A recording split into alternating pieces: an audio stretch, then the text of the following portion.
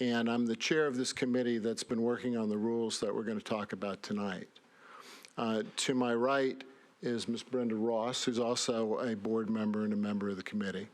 And to my left is Mr. Jamel Campbell-Gooch, who also is a member of the board and a member of the committee. Danita Marsh, another member of the committee, will be joining us shortly. She's been doing a mediation today, and so she just finished that up, so she's going to be with us here in a bit. I'd also like to introduce to you Mr. William Whedon, and he's the executive director of the board, and he'll introduce to you the members of the staff who are here so that you can begin to make a connection all around as to everybody who's involved in this process. Mr. Whedon? Oh, thank you. Good evening, everyone. Welcome and thank you for coming. Your input is very important. Members of our staff that are here, right here to my left, we have Ms. Paula Person. She's going to be keeping minutes for us today. She's the executive assistant at the Community Oversight Board. To my right over here, the immediate right, that's Mr. Henry Ramirez. He's an investigator. Next to him is Mr. Vernon Johnson, also an investigator. And the young lady next to him is Miss April Williams. She's also an investigator. And right there in the pink is Miss Jill Fitchard. She's our assistant director. And in front of Miss Fitchard is our latest addition, is Miss Brinzy Thompson. She is the community liaison. And that is, oh, and Todd is back there. Oh, I didn't see Todd over there. Todd is our legal affairs person, so he's very important. Make sure we're doing everything by the book there. So that's Todd Pinckney, and that is our full staff for right now. We have 2 additional staff members that'll be joining us later in August. Mr. Peter, what's Peter's last name? Valera, Mr. Peter Valera, and Liz Orozco will be joining us in August as research analysts. So we're looking forward to those 2 coming on board, and then that'll be our full staff. So thank you all once again for joining us. So for a while now, we've been working on rules that will govern the way that the board itself, the members, handle certain matters. And then also rules that will govern how the staff undertakes their duties, including their investigations. And in going through this, the way that we started was we looked at the new ordinance, or actually the amendment to the charter that was passed. And we looked at the ordinance that was originally proposed for a board, but which didn't pass the council. But we used that as a foundational document as well. And then we looked at other places that had boards that had functions that were similar to ours.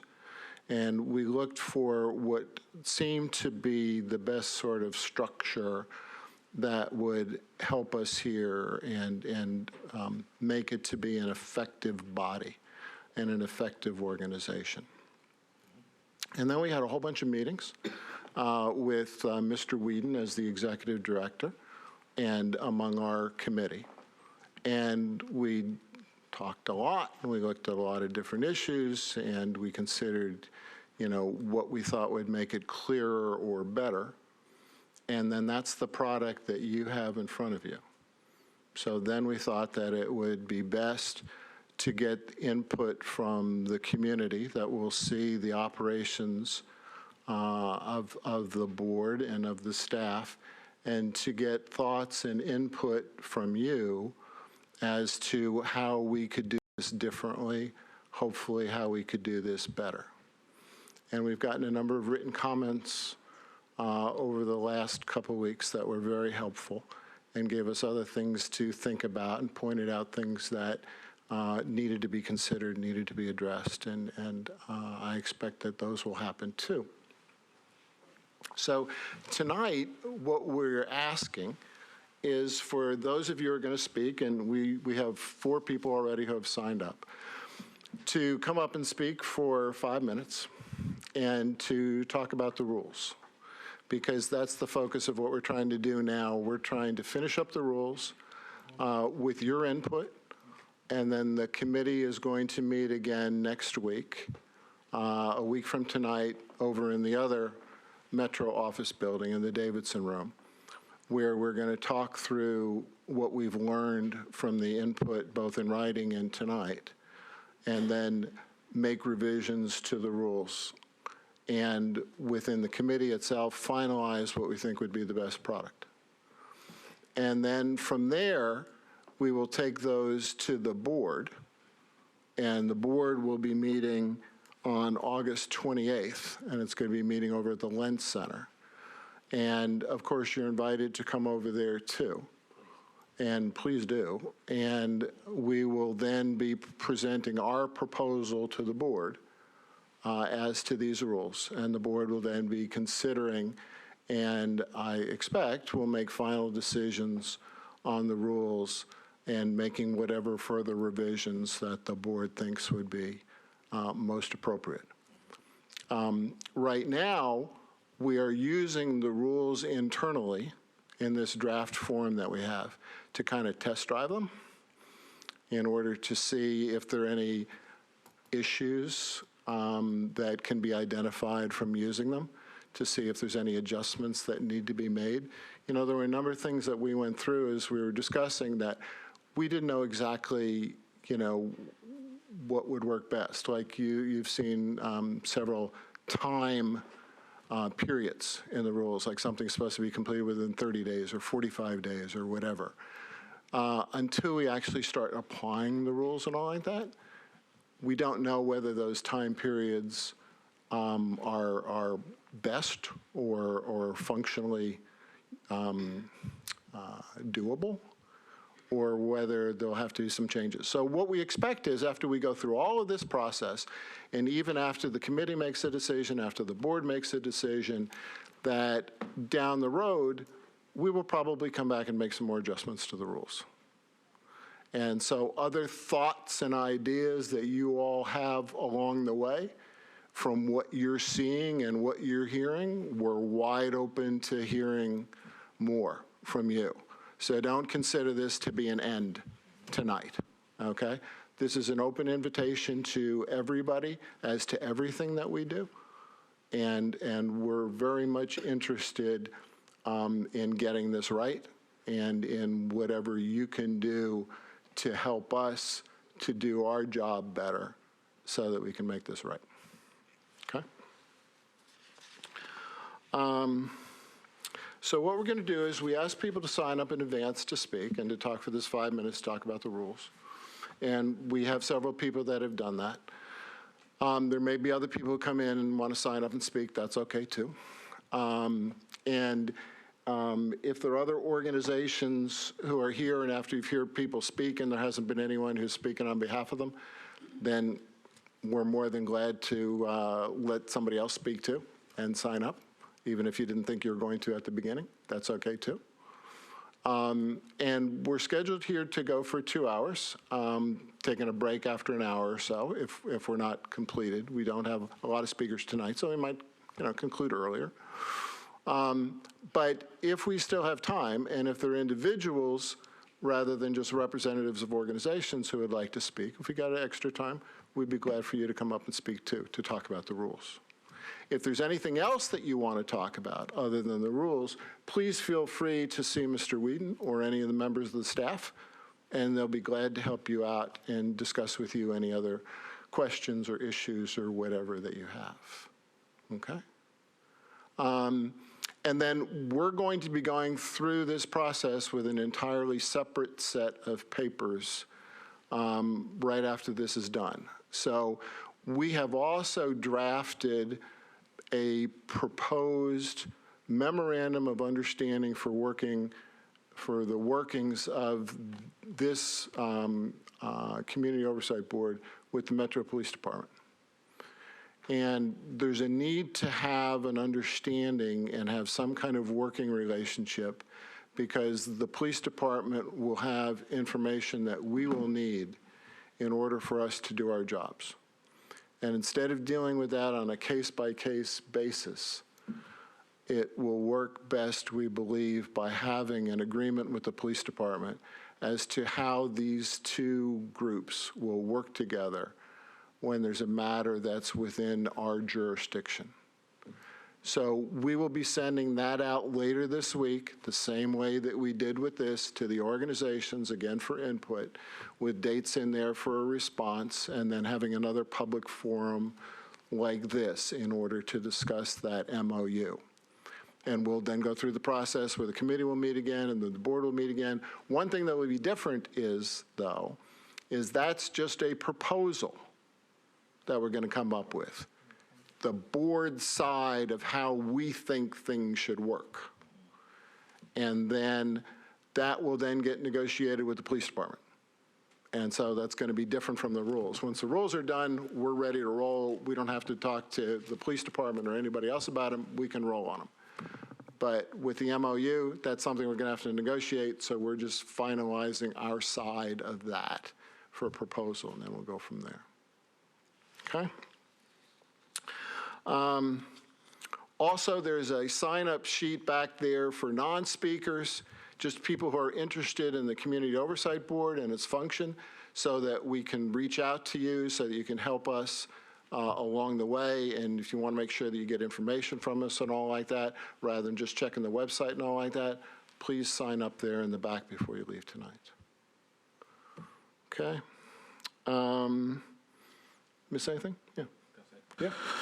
So real quick, I'm gonna try to dress this up real quick because I want to hear from you all that are here today. And I don't like the word rules, so I'm gonna present this as agreements. So let's have some agreements that we're gonna make space for each other when having this large group conversation, and that we're gonna stay on the bylaws, because we really want to hear everything that everyone has to say, but we have to limit the transaction between us for the day to 5 minutes. But if anything else, if you need any other follow-up or you have any other questions, feel free to either talk to us after it's over or talk to one of the staff members, and they will let you know anything that you need to know.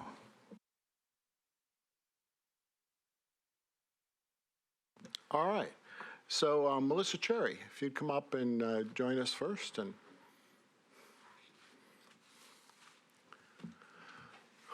Mr. Whedon's going to be our timer over there, so he'll wave to you, or do you have a card to show that you've got?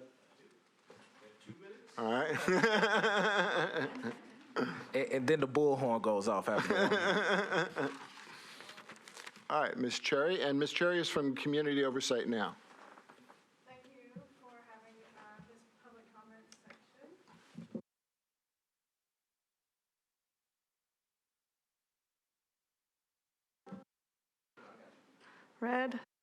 Red is on? All right. Thank you for having this public comment opportunity. I'll try to be brief in case we can have productive conversation in the 5 minutes. So the feedback that we had overlooking the rules that were provided fall into two sections mainly. One is, well, three. The final reports, the annual reports, and training.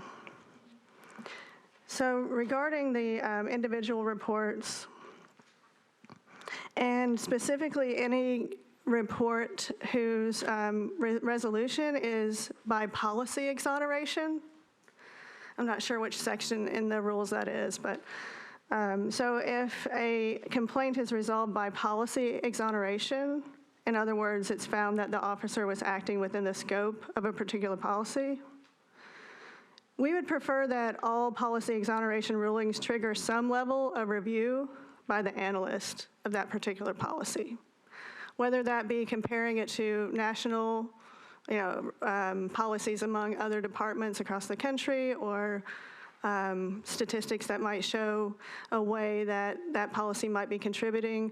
It doesn't have to be, the full reported, but some sort of tertiary investigation of that particular policy we feel would be necessary. We would also ask that in the annual report, that would also list any policy that is referenced in a case that ends in policy exoneration. So if there's a section within that annual report that lists any policy that's referred to in a case that's resolved by policy exoneration. in order to track any patterns. And then there's a section about training in the rules, and there were a couple comments that we had there.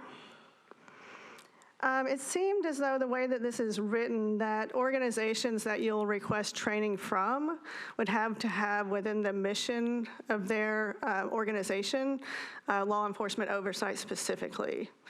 And we feel that there are organizations that don't specifically function as a mission of oversight of police that would be able to provide training regarding civil rights or restorative justice, various things that overlap with the role of the board that are not specifically law enforcement oversight training. And since we submitted these comments, there was, I think it was an article by NPR that mentioned that there would be 14 months of training provided by MNPD to board members. And so I don't know if that's accurate or not, but we would want to have a conversation about what that ratio is to other organizations as well, if that is the case. We're generally not going to respond back. Sure. We're going to take in information, but it was a 14-week training program. Okay. Of 1 day a week for 14 weeks, or part of a day, but that hasn't been finalized. Okay. And then lastly, something that did also come up after we submitted our comments, we would request that in the annual report, there was a mention of the number of officers that resigned or were terminated during an active investigation, rather than after the completion thereof. Our concern is that if the agent is not terminated after that, their name is not reported to the state post commission. And we would like to have a way for those, that information to be publicly available. Not just the number of officers, but any names of officers that resigned, retired, or were terminated, or otherwise left the force during instead of after an investigation. And that's our comments. Thank you very much.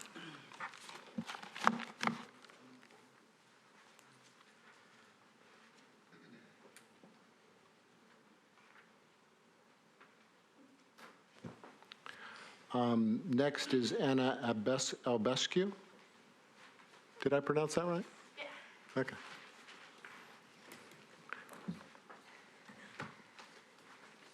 And that's from MIX, the movement including X. Yes, sir. Okay, go right ahead. Absolutely. Please excuse me if I sniffle. I caught a bit of a summer cold. First of all, good evening. My name is Anna. I'm here representing the MIX, Movements Including X. We are a local group in Nashville. We are a community-based grassroots group. I also wanted to start off with a big thank you to the COB for offering interpretation services to our community members. That helps a lot of community members that either struggle with English or do not speak English yet, and it is a huge, huge benefit to us and our community as a whole. With that being said, we are concerned about our community members' ability to investigate and question MNPD's violation of policy. Due to an incident where MNPD overstepped, took charge of the scene unnecessarily, and contradicted their own statements, the problem that we have, or that we are concerned with, is that MNPD arrived at this scene by doing joint operations with ICE and harming the trust between MNPD and the community that they are supposed to serve. So the BICS, excuse me, we are presenting the following questions. What is the extent that the Community Oversight Board's procedural abilities to support an investigation into MNPD in relation to their participation with ICE? In addition, the MNPD and the mayor have explicitly stated that they will not engage in civil ICE arrests or raids. However, we saw a violation of that spoken policy on Monday, July 22nd in Hermitage. And according to the proposed COB policy, specifically in Section 2, Part 8, it states that investigations can be initiated due to policy violations, crimes, as well as civil rights violations. It appears that it is within the COB's power to investigate MNPD in relation to the cooperation and response to this event. So another question that we have revolves around whether it is COB's procedure to investigate specific events, dates, and officers, or is it the protocol to initiate an investigation into MNPD's general policy in its cooperation with ICE, or both? And one last question, what, if that were the case, what would that process look like? And what is the timeline that would be for an investigation of this nature? Thank you so much for taking the time to hear our concerns. Thank you. Thank you.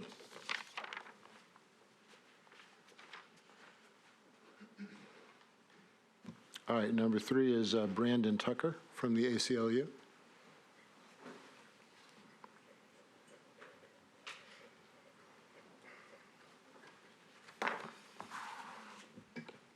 Good evening. Thank you for having me. I think I'll approach this a little bit differently, kind of give a general overview of thoughts and approaches to how we made our comments, notations, and questions thematically, which I think the recurrent theme will be necessity to be more elaborative within the rules and straying away from being general when there's not necessity to be general. But so again, I'm Brandon Tucker, Policy Director for the ACLU of Tennessee. We're certainly supportive of what this larger body's function is. Very supportive and happy that this is the process for establishing these rules and figuring out how this body will operate toward the general public. We look forward to offering ideas, policy opinions, as this body takes on a very important work of investigating complaints and being a safe place for future complainants and other aggrieved persons, and also providing confidence to the community that there is now an additional mechanism of accountability. But to get into it, these rules represent what someone can expect from the Community Oversight Board as community members. And so I tend to believe that more information is necessary at all times. Spelling out exactly what one can expect at all times offers comfort, offers security, and makes someone more willing to approach this body. As individuals contemplate in filing a complaint or once a complaint is filed. Community members can have confidence in the seriousness and respect that they will be met with, confidence in the process, confidence in the expected timelines, and is what the community deserves and what these rules can ensure. When reviewing, there was often no real place of disagreement or real fault found. Notes and recommendations which have been submitted were not sweeping. They were questions and comments and considerations, such as clarity regarding data accessibility and/or what data will be available to the public regarding complaints being dismissed, complaints being dismissed, complaints being sent to mediation, complaints not sustained, officer information, what data is confidential. Notes were also and questions were made regarding a complainant's ability to amend a complaint or withdraw a complaint. There's often information that comes out at a later date. Things are remembered differently. Video footage comes out.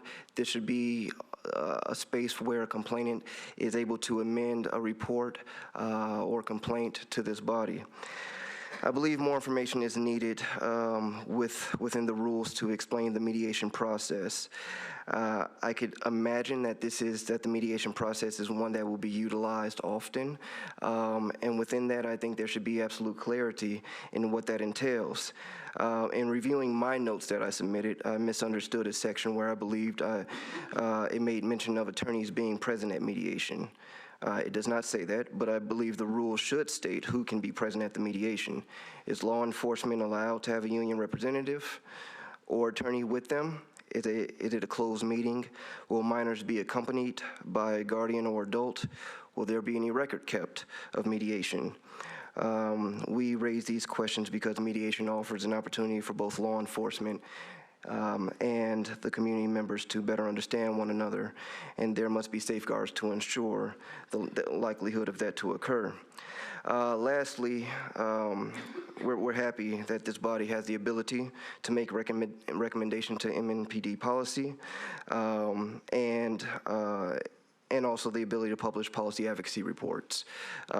These functions are important. We hope these functions are taken advantage of, and we hope that they can impact great change.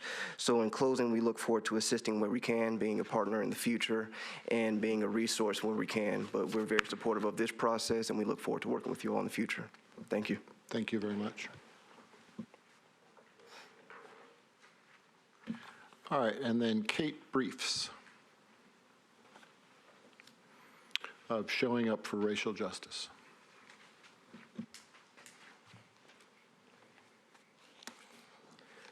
Thank you.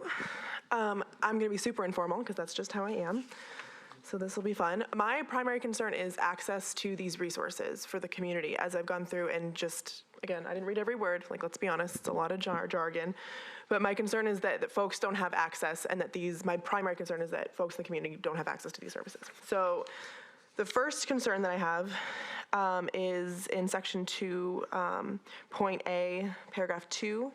And it's a small one. It's where it talks about being able to formalize a complaint on the website.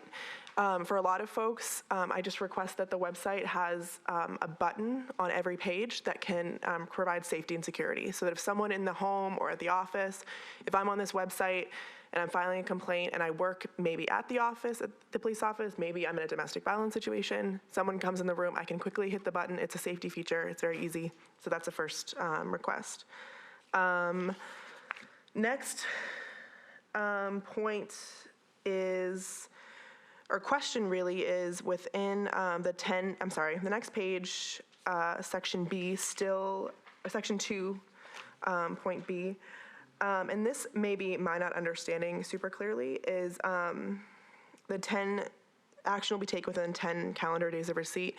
Within that 10 calendar days, like, a lot can happen, right? If there has been a serious issue, whether it causes trauma or something, is there a way that within those 10 days, I understand it takes a while, but within those 10 days, someone could be reached out to or have access to services, especially if it's like of some sort of major concern that could be physical or have a mental or emotional trauma involved with it. So there's a thought I had there. On page 4, a letter G.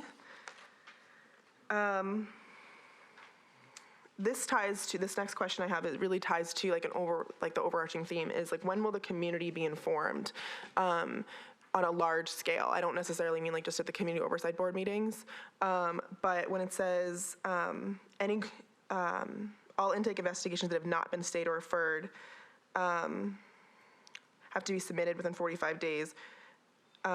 What happens then, right? That's my next question. Because just because something hasn't been stayed, it doesn't mean that it's not significant or doesn't affect the community.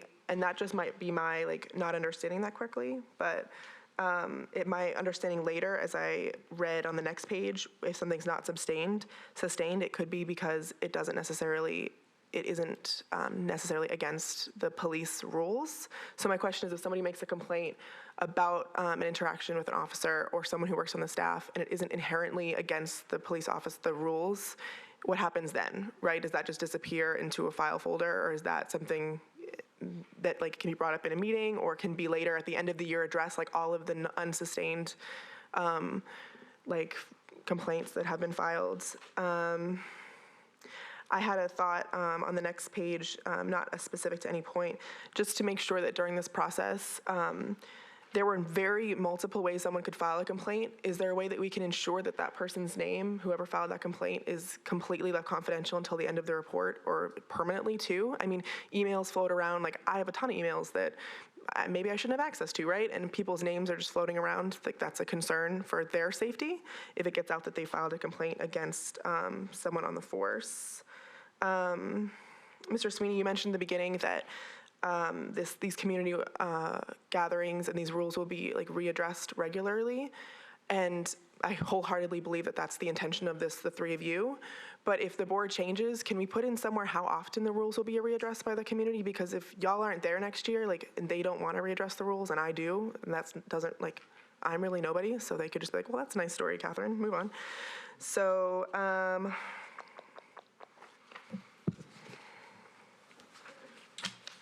so those are all my specific points. And again, just my primary concern is access to the community. Like, how do community members know about these rules? How do people, like, this is something that the large scale community wants. We know that because it was voted, and like the large scale community isn't here. And it's not because people don't want to be here, people don't care. It's about access, right? So how can we make sure that people have access to know how to file a complaint? Like, what if somebody messages you on Facebook? I noticed in here it said like social media accounts aren't file formal complaints. What if somebody messages you? Is there like a formal response that y'all are going to send them? Like, this is like all in caps. Like, this is not a formal complaint. Please do this. These are the other ways. Is there some sort of community outreach or just like way to get people more involved? Because I know people really care and people want to be here, and a lot of people have questions and concerns. I still have questions, and I've looked over this, and I've been to community oversight board meetings, and it still goes over my head. So that's just my major concern. Thank you. Just community access, and yes, that's it. Thank you. Thank you very much.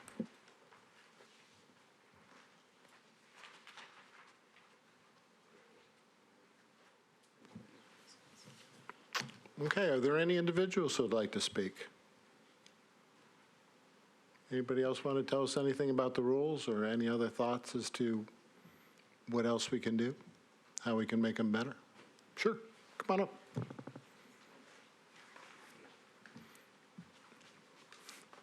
If you just introduce yourself, please. Sure. Hello, my name is Vanessa Delgado. I'm with the Mix, Movements Including X. I just have one question. I am curious about if someone wants to make a complaint, if their status will be a question, and if they're, based on someone's status, if they will have the ability to make a complaint, and what that will look like. By status, do you Like their mean- immigration status. Okay. Okay. Okay, that's my question. Thank you. Thank you very much. Oh, Ms. Delgado, can you spell your last name? Sure. Delgado. Thank you. And it's Vanessa with 2 S's. Great, Thank thank you. you. Anybody else? Well, thank you very much for coming tonight. You know, we viewed this as very much as a kind of test drive itself as to how we're going to do community meetings, community forums. And I think one of the things that was mentioned here tonight as far as access is something that we'll be looking at further, and ways to get notice out further and deeper. And now that we have our new community liaison, and as we get up and set up and we're into social media and all like that, I expect that we'll be using that actively. And as I said, we're going to have another forum like this at the end of the month, and hope that you can spread the word and invite other people. And we'll each time we'll try to make this a little broader, a little deeper. And we appreciate you all coming tonight and providing us with information. Mr. Gooch? When is the next board meeting? Next board meeting is on August 28th. And that will be over at the Lentz Public Health Center. And the next committee meeting, our meeting, is next Tuesday at 4 o'clock over in the Davidson Room, over in the other office building right here on the same Fulton campus. And all of this information is on the website. So if you ever want to know where we're meeting or when we're meeting, it's on the website. I would really enjoy if we could get as many community members involved in the process as possible. Thank you, everybody. All right. Thank you all for coming. Thank you very much.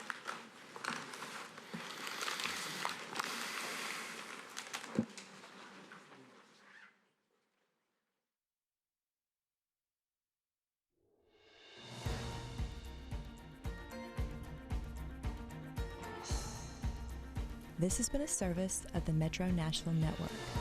If you would like to see this presentation again, or for more information about this and other programs, visit nashville.gov.